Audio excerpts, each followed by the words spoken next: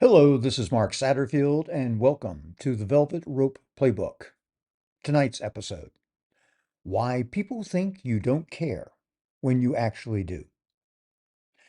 Have you ever met someone who wasn't exactly rude or overtly unfriendly, but somehow left you thinking, I don't think this person is going to be much help? That happened to me recently. My wife and I work with a travel advisor we've used for years. She's exceptional. The kind of person who anticipates questions before you ask them. If there's a better cabin, she'll tell you. If there's a better itinerary, she'll mention it. If something opens up, she's already watching out for it.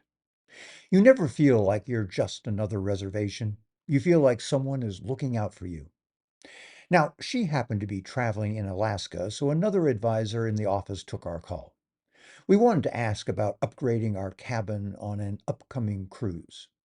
Now, to be fair, he may have been every bit as knowledgeable as she is. He may have booked hundreds of cruises. But after less than a minute, I found myself thinking, I'm not sure this person really knows what he's doing. Nothing he actually said created that impression. His delivery did. His voice lacked energy. He didn't sound particularly curious. There wasn't any feeling that helping us was something he really would enjoy. And something interesting happened in my own mind. I started making assumptions about his competence, with absolutely no evidence. Then I realized I've done this before. A few months ago, I walked into a high-end jewelry store to look at watches. The salesperson wasn't rude. He answered every question. But every answer felt like he was reading from an instruction manual. No enthusiasm, no curiosity about why I was looking, no excitement about the craftsmanship or the history behind the pieces. I thanked him, walked out, and bought nothing. Later that week, I visited another store. Before we even talked about watches, the salesperson asked, "What drew you to this particular brand?" For the next 20 minutes, he wasn't trying to sell me. He was sharing stories, pointing out details I'd never noticed. His enthusiasm was contagious. Suddenly, I wanted to keep talking. The watches hadn't changed, the experience had. Now, here's another example. Think about the last time you called customer service. Sometimes the representative says, "Let me see what I can do." Other times they say, "I'll take care of that for you." Almost identical words, completely different emotional impact. One sounds uncertain. The other sounds like someone has accepted responsibility.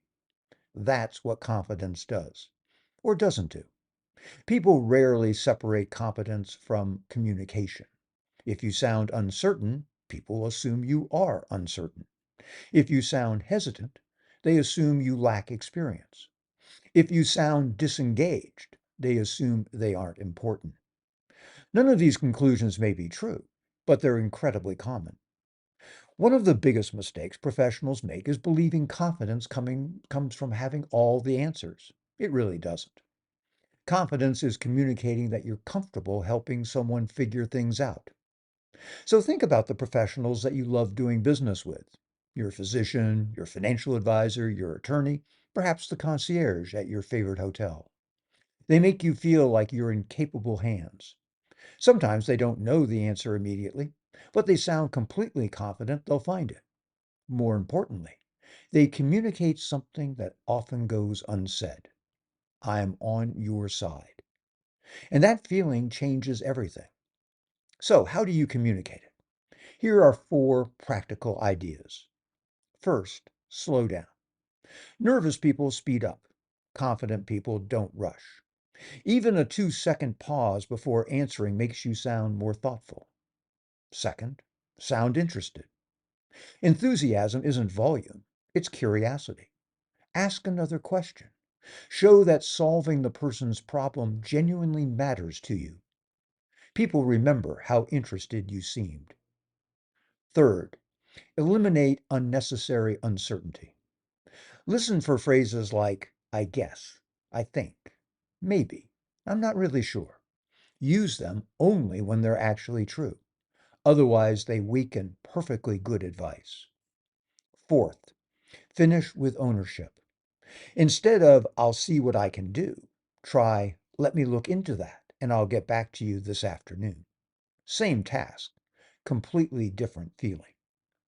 People don't expect perfection, they expect reassurance.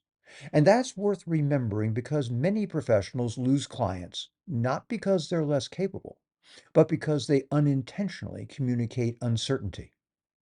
Confidence isn't pretending to know everything, it's making people feel they're in good hands. And if you're naturally introverted, our confidence has never come easily. The good news, though, is that this is a learnable skill.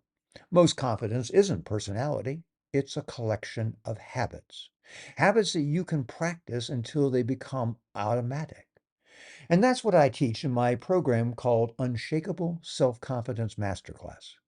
No fake confidence, not motivational slogans. Practical ways to communicate calm, certainty, and credibility in business and social situations. If you like more information, go ahead and visit getwealthyclients.com or click on the link that's in the bio. This is Mark Satterfield. Hope you found this helpful. I'll talk to you soon. Bye for now.